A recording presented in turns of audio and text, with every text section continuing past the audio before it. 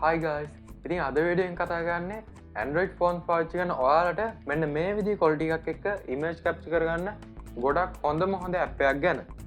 ඒත් එක්කම වීඩියෝ කරන්න මතක් කරනවා තාමත් ඔයාලා අපි subscribe කරලා නැත්නම් පහළ තියෙන subscribe button එකයි ඊට හැපත් තියෙන bell icon එක click කරලා අපිත් එක්ක එකතු වෙන්න. එහෙනම් වැඩි කතා නැතුව දැන් යමු වීඩියෝ එකට.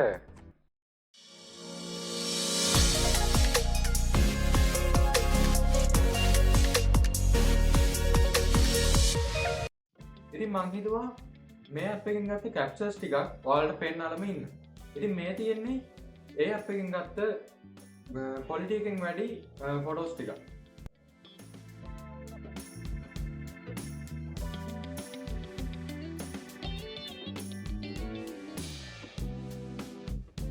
ඉතින් ඔයාලට මම ඩිස්ක්‍රිප්ෂන් ඒරියා එකේ ලින්ක් කරලා තියෙන පළවෙනි ලින්ක් එක. ඒ කියන්නේ ඇප් ලින්ක් කියලා තියෙන ලින්ක් එක ක්ලික් කරලා එහෙමත් නැත්නම් කමෙන්ට් සෙක්ෂන් එක ලින්ක් කරලා තියෙන ඇප් ලින්ක් කියලා තියෙන ලින්ක් එක ක්ලික් කරලා ඔයාලට මෙන්න මේ සයිට් එකට එන්න පුළුවන්.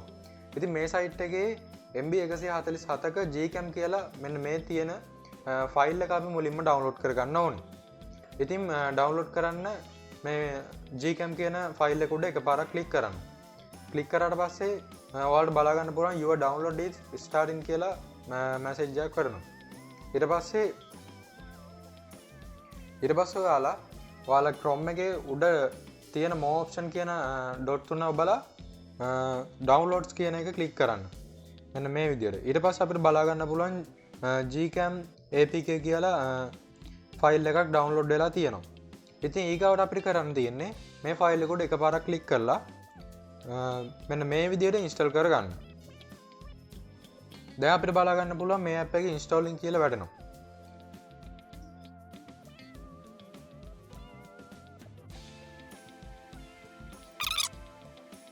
ඉතින් මේක done කියන option එක click කරාට පස්සේ ඔයාගේ home එකට යන්න.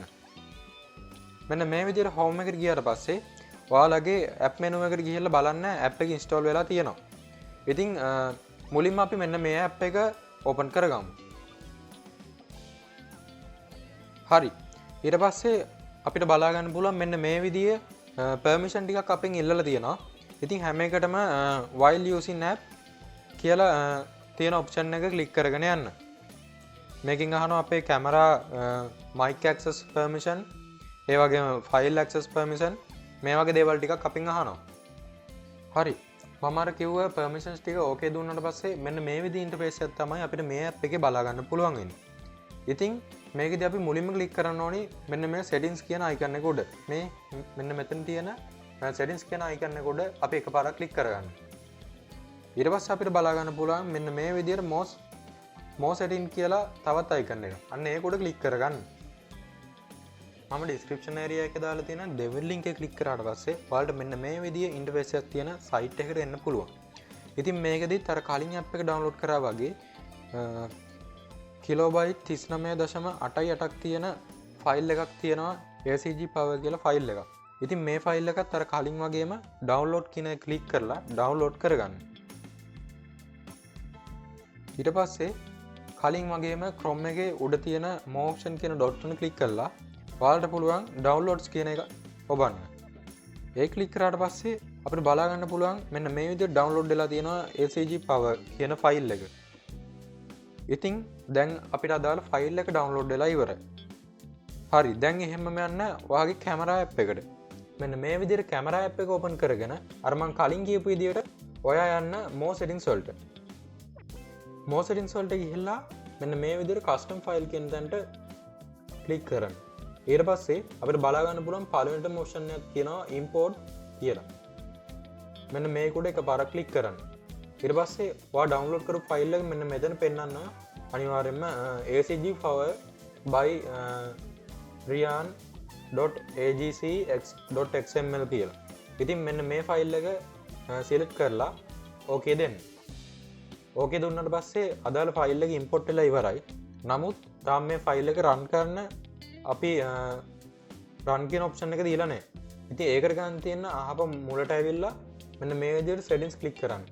click කරලා පස්සේ මෙන්න මෙතන තියෙනවා load config කියලා option එක.